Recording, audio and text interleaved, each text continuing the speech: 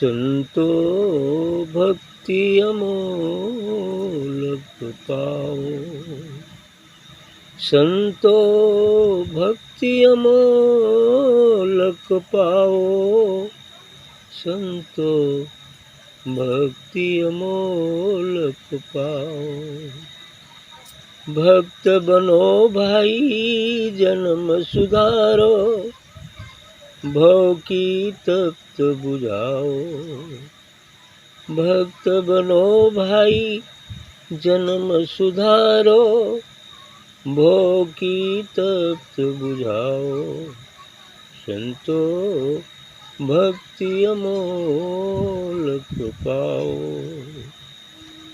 भक्त बने भव भय टल जावे, निर्मल गति को पाओ। भक्त बने भव भय टल जावे, निर्मल गति को पाओ। भ्रम का भार हटे सुख होवे, अनगढ़ रूप बनाओ।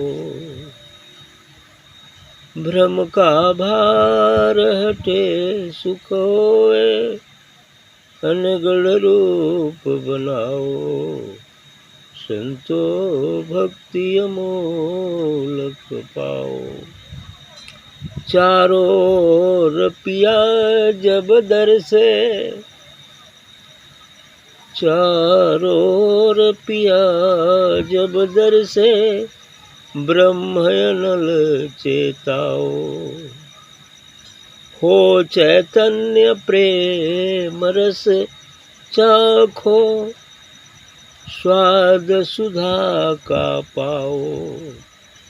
हो चैतन्य प्रेम रस चाखो, स्वाद सुधा का पाओ। वाद विवाद मिटे सब मन से, वाद विवाद मिटे सब मन से, मैं तू दूर हटाओ। रैन दिवस पीव चरण न लिपटो, रैन दिवस पीव चरण न लिपटो, दुविधा दूर भगाओ। संतो भक्ति अमोलक पाओ, संतो भक्ति अमोलक पाओ। तन मन कर्म न्यछावर कर दो, अपना पीवर जाओ। तन मन कर्म न्यछावर कर दो, अपना पीवर जाओ। हट जाय भाव द्वैत का मन से, हट जाए भाव द्वैत का मन से, ब्रह्म सकल में पाओ। ब्रह्म सकल में पाओ। नख सिख सुंदर रूप बनाकर, ब्रह्म पिव के दर्शन पाओ। नख सिख सुंदर रूप बना के, पिव को दर्शन पाओ। अमृत पीव रिझेगा तबही, अमृत पीव रिझेगा तबही, दुर्मति दूर हटाओ। संतो भक्ति अमोलक पाओ, संतो भक्ति अमोलक पाओ। ये अमृत जी का करना है कि संतो भक्ति अमोलक पाओ। संतों से कहना है कि भक्ति अमोलक है, माने इतना मूल्यवान है कि उसका मूल्य ही नहीं दिया जा सकता। ये अमोलक, मूल्य नहीं है ये बात नहीं है, माने इतना मूल्यवान है कि उसकी कीमत ही नहीं दी जा सकती। इसलिए कर रहे हैं अमोलक। मीरा वाली भजन में भी है, वस्तु अमोलक दी मेरी सतगुरु, कृपा करे अपनायो, पायो जी मैं तो राम रतन पायो। तो यह वस्तु अमोलक है, इसके आगे समस्त ब्रह्मांड का सुख भी नथिंग के बराबर, पूरे विश्व का। इसीलिए तो नचिकेता ने भी त्याग दिया संसार के समस्त वैभव का। जितना दिन चाहो जिंदा रहो, जितना दिन चाहो युवा रहो, जितना चाहो उतना पूरे संसार का राज्य तुम्ही को मिल जाए, समस्त सुंदरियां देवंगनाएं तुम्हारे पास रहे, लेकिन फिर अमृत की बात मत करो, फिर आत्मा की बात मत करो, फिर मृत्यु की बात मत करो। क्योंकि मृत्यु को जान लेना अमरता को जान लेना, अमरता को जान लेना मृत्यु को जान लेना है ना। तो यही बात, इसीलिए तो ना ना ना हमें हुए चाहिए, है ना, यही बात रहा। तो इसलिए इसे वस्तु अमोलक कहा गया है। अमोलक का अर्थ है जिसकी की कीमत ही ना दी जा सके। तो संतो भक्ति अमोलकता है, इसके आगे, भक्ति के आगे समाज सुख नथिंग के बराबर। करे भक्त बनो भाई जन्म सुधारो, भव की तप्त बुझो। तो भक्त बनो भाई जन्म सुधारो, भव की तप्त बुझो। भक्त, भगवान और भक्ति, भक्त भगवान और भक्ति तीनों मिलकर एक में परिणित हो जाए, बस काम बन गया। भक्त, भगवान और भक्ति, उसी कहा जाता है साधक, साध और साधना, है? तीनों मिलकर साध्य में परिणित हो जाए। भक्ति भगवान में परिणित हो जाए, भक्त भक्ति और भगवान मिलके एक भगवान में परिणित हो जाए, बस यही मंजिल। तो करे भक्त बनो भाई जन्म सुधारो, भव की तप्त बुझाओ। भक्त बन के अपना जो मानव जीवन मिला है इसमें सुधार कर लो, और इस संसार की जो तपन है, तप्त है, इसे बुझा दो। क्योंकि भक्ति ही वो अमृत रस प्रदान करेगी जिससे ये भवरोग दूर हो जाए। जितने भी भवरोग हैं, काम क्रोध लोभ मोह अहंकार, संसार के दुख, सब शांत रहे। इसलिए करें कि भव की तप्त बुझाओ, इस संसार की तपन जो है बुझ जाएगी, अशांति बुझ जाएगी, शांति हो जाएगी, कामना शांत हो जाएगी, वासना शांत हो जाएगी, बस हो गया। तो क्योंकि यही दुख के कारण, यही दुख के कारण है, और इन्हीं के कारण व्यक्ति दुखी होता है। कामना पूरी हो गई तो सुखी हो जाता है, कामना पूरी नहीं हुई तो दुखी हो जाता है। तो अब यहाँ पर मतलब कोई अपनी कामना ही न रह जाए तो फिर दुखी सुखी होने का मतलब ही नहीं होगा। कामना ही नहीं तो दुख सुख का है। कामना जब नहीं होती है तो क्या होता है, परम सुख होता है ना। परम सुख में चला गया, कामना खत्म, वासना खत्म। आगे कहते हैं, भक्त बने भव भय टल जावे, निर्मल गति को पावे। जो व्यक्ति भक्त बन जाता है तो निर्मल हो जाता है, पवित्र हो जाता है, विचार शून्य हो जाता है, विधेय हो जाता है। ये निर्मलता है।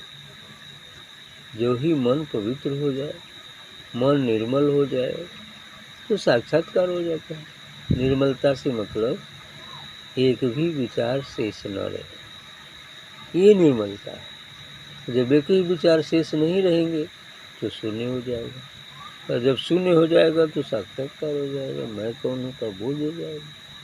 बस यही तो है, विचार ही तो गंदगी है जो हमारे हृदय को अशुद्ध किए हुए वो विचार काम क्रोध लोभ मोह अहंकार के कारण पैदा होते हैं, वासना कामना के कारण पैदा होते हैं ये चीज।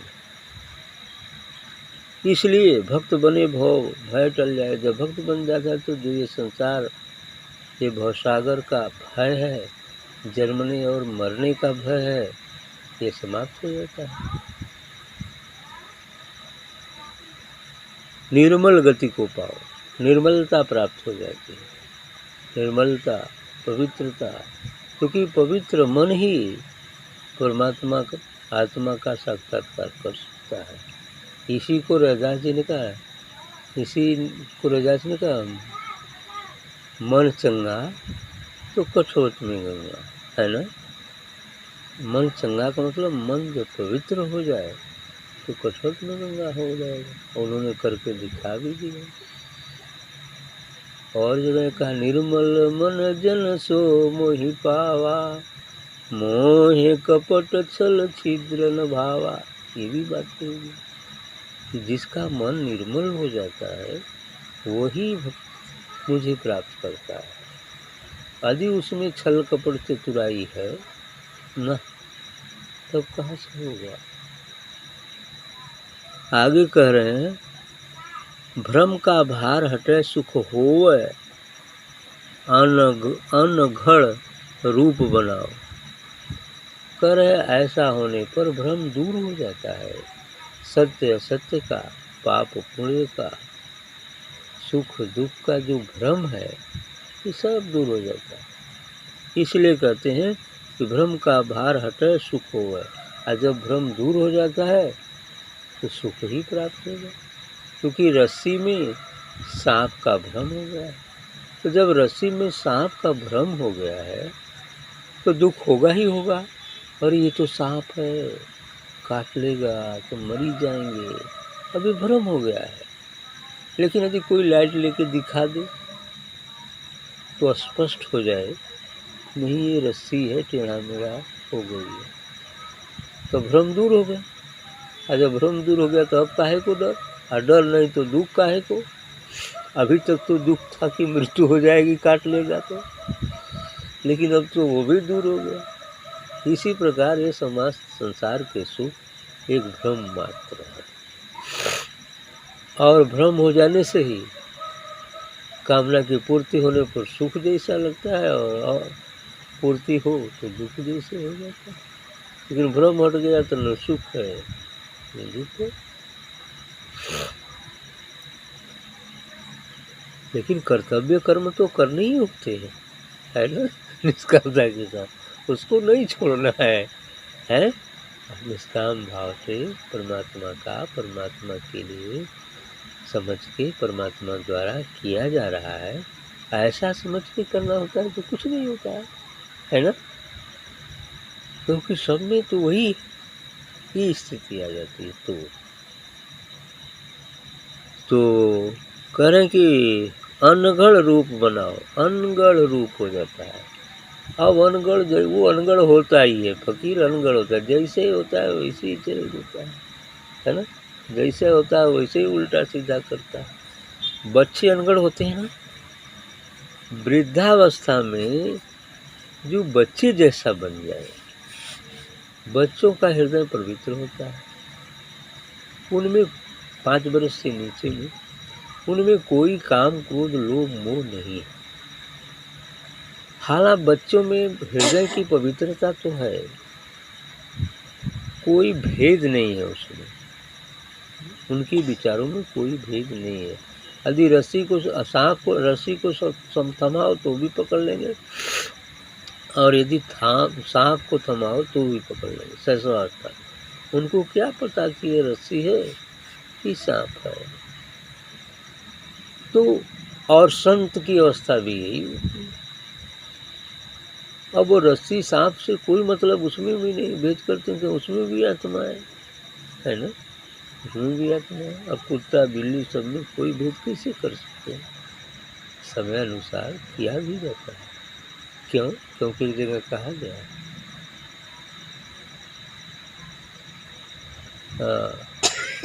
सभी जल नारायण है, लेकिन गंदा जल नहीं पिया जाता है।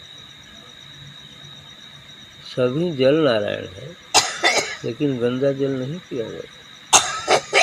अर्थात जल गंदे जल में भी है, लेकिन उसमें इतनी गंदगी है कि यदि उसे पी लिया जाए तो नुकसान कर देगा।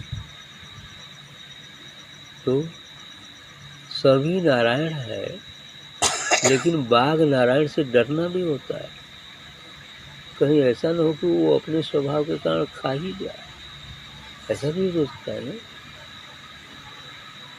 तो सभी नारायण है तो डरना होता है बाघ नारायण से। सब में भगवान मान कर चलते हैं, तब पता लगी कि एक तो चोर भी आया और नारायण मान के आप जो है उसे अच्छा भैया रह जाओ, खा पी लो, आराम करो। पता लगा रात को कोई मुश्किल चला गया, है ना।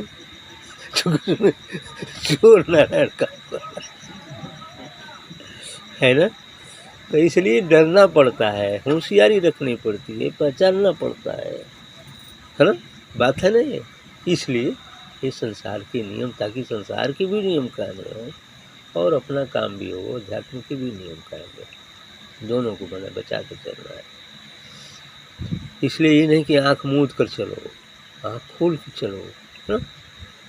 आँख मूंद कर चलने से धोखा हो जाएगा। इस पर तुम अति विश्वास करते हो, धोखा भी दे सकता है। बाहर से तो नारायण दिखता है, भीतर से तो शैतान भी हो सकता है, तो है ना। तो इसलिए ये सब भी बातें अपनी जगह पर काम करती हैं। तो भ्रम का भार हटे से सुख होगा, अनगढ़ रूप बनाओ। अनगढ़ रूप होता है, जैसे होगा वैसे ही चलेगा। क्योंकि जब विधि है तो सामाजिक तौर पर जो है अनाहुतों को रहना भी पड़ता है, समाज में है। नहीं तो जंगल में रहने वाला है तो मन चाहे जैसे चले, कोई फर्क नहीं पड़ता, है ना। लेकिन जब गृहस्थ आश्रम में थोड़ी गृहस्थ के जो नियम है तो लागू करने ही पड़ेंगे, है ना।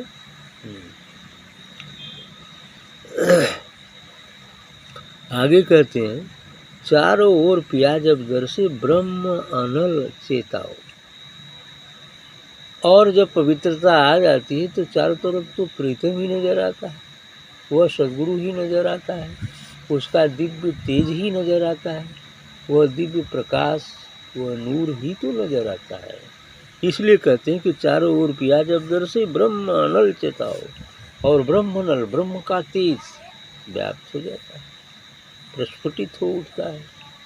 क्योंकि कोटि सूर्य संप्रभा कहा तो एक सूर्य में इतना तेज है, इतनी गर्मी है, तो करोड़ों सूर्य कितना तेज हो सकता है, कल्पना से परे, है ना। तो ये चीजें अनल चेताओ, आग है, आग कर हो चैतन्य प्रेम रस चाखो, स्वाद सुधा का पाओ। कर ऐसी स्थिति में चैतन्य हो जाओ। अभी तक इसके पहले, पवित्रता से पहले व्यक्ति बेहोश है, विषयों से आसक्ति के कारण, काम क्रोध लोभ मोह मद मत्सर के कारण।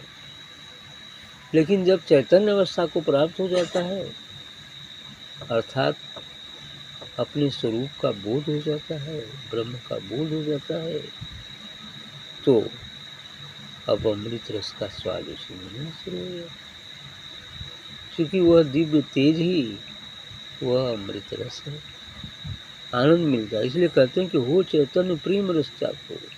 जब चैतन्यता आ जाती है तो उस प्रेम रस, अमृत रस का हम रसास्वादन करते हैं। और क्या होता है कि वाद विवाद मिटे सब मन से, मैं तुम दूर होता हो। ऐसी स्थिति में वाद विवाद अब मिट जाए। अब कौन सा वाद विवाद रह गया? जब मैं और तू दोनों मिट गया, मैं और तुम का भेद मिट गया, तब बचा ही क्या? अब तो एक ही न बचा जी। मैं और तुम यही दुख का कारण है, यही झगड़ा का कारण है।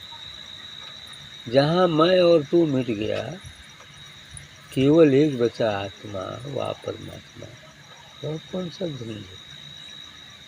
द्वैत मिट गया, अब तो एक हो गया। इसलिए कहते हैं कि बाद में मिटा सब मन से, मैं तू दूर हटाओ, माने मैं तू को मिटा दो, फिर बाद विवाद दूर हट जाएगा, अपने आप हट जाएगा।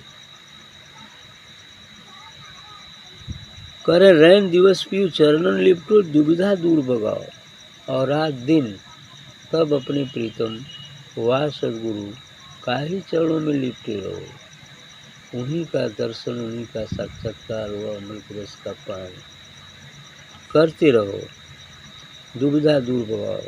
और ऐसा करने से जो दुविधा है, जो द्वैत है, वो मिट जाएगा। जो भेद है एक दूसरे में, वो मिट जाएगा और एक ही नजर आएगा, वो है सदगुरु, ब्रह्म, परमात्मा स्वयं। आगे कहते हैं कि तन मन कर्म न्यौछावर कर दो, अपना पीऊ रिझाओ। कहें तन मन कर्म, मनसा वाचा कर्म राशि उसी का हो जाओ, सब काम उसी का करो। तन मन और कर्म में निष्कामता आ जाए, उसी के द्वारा, उसी के लिए, है ना। और स्वयं वो कर्म भी वही है, ऐसा समझेगा तो मिट गया सब। काम करते हुए भी अकर्ता रहेंगे और अकर्ता में कर्ता हो जाएंगे। अकर्ता का भाव तब हो सकता है कि जब कोई भी कर्म परमात्मा का, परमात्मा के लिए, परमात्मा द्वारा ऐसा समझ के किया जाता है तो वह कर्ता हो गया। कर्ता तब हो जाता है जब, चूंकि एको ब्रह्म द्वितीयो नास्ति, और जब वह ब्रह्म स्वरूप को उपलब्ध हो जाता है तो इस संसार, इस ब्रह्मांड, अनंत ब्रह्मांडों के सभी कार्य तो उसी के द्वारा किए जा रहे हैं, इसलिए कर्ता तो वही हुआ, हो गया कर्ता। उस निर्गुण निराकार रूप से कर्ता मात्र एक ही है। और तन मन का अस्तित्व विधि स्थिति में पहुंचकर जो कार्य किया जाता है वो अकर्ता है। ये स्थिति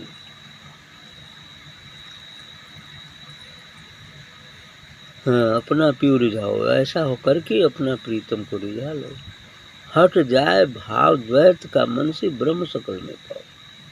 और इस स्थिति के आने पर जो हमारे द्वैत का भाव है, मैं फला हूँ, वो फला है, मेरा ये है, वो तुम्हारा है, ये सब भाव जो द्वैत का है ये मिट जाता है। दूसरे अर्थों में जीव ब्रह्म का जो द्वैत है ये मिट जाए, स्त्री पुरुष का जो द्वैत है ये मिट जाए, सुख दुख का जो द्वैत है मिट जाता है। सब में आत्मा ही तो है, इसलिए ये दुई का पर्दा जब मिट जाए, हाँ, हट जाए भाव द्वैत का, मन से ब्रह्म सकल में पाओ। जब ही दुई का पर्दा मिटता है, बूंद सागर में मिल गई, दुई का पर्दा मिट गया, और दुई का पर्दा मिट गया तब सागर हो गई, तब उसमें कौन सा भेद रह गया। अर्थात सभी आत्मा है, सभी परमात्मा है, और सभी परमात्मा में भी है, सबके अंदर परमात्मा भी है। और सब जब ऐसा दृष्टिगोचर होने लगता है तो भेद मिट जाता है। लेकिन वही बात याद भी रखनी होती है, सभी नारायण है, लेकिन बाघ नारायण से डरना भी होता है। ये दो बातें, ठीक। नख से सुंदर रूप बनाकर पीऊ के दर्शन पाओ, और नख से लेकर सीख तक सुंदर बन जाओ। सुंदर क्या है? शारीरिक सुंदरता नहीं, मन की सुंदरता। और मन की सुंदरता भी नहीं, विजय हो जाना, आत्मा में अवस्थित हो जाना ही सुंदर होना है। क्योंकि सत्यम शिवम सुंदरम, सत्य ही शिव है, शिव ही सुंदर है, अर्थात सत्य ही सुंदर हुआ। सत्य क्या है? आत्मा व परमात्मा ही सत्य है, तो आत्मा ही तो सुंदर है। तो सुंदर रूप, सुंदर नख से सुंदर रूप बना के अब नख से सिर तक सुंदर हो गया। सुंदर हो गया तो क्या हुआ? पीऊ के दर्शन पाओ, प्रीतम का साक्षात्कार हो गया। अमृत पीऊ रिझेगा तब वह अमृत जो कभी नहीं मरता, अर्थात उस सत्य, अर्थात उस सत्य का नूर, उस निर्वाण का जो प्रकाश है वही अमृत है और उसको पिएंगे। कहें अमृत पियो रिझेगा तभी, तब आनंदित हो जाएंगे, रीझ जाए, खुश हो जाए।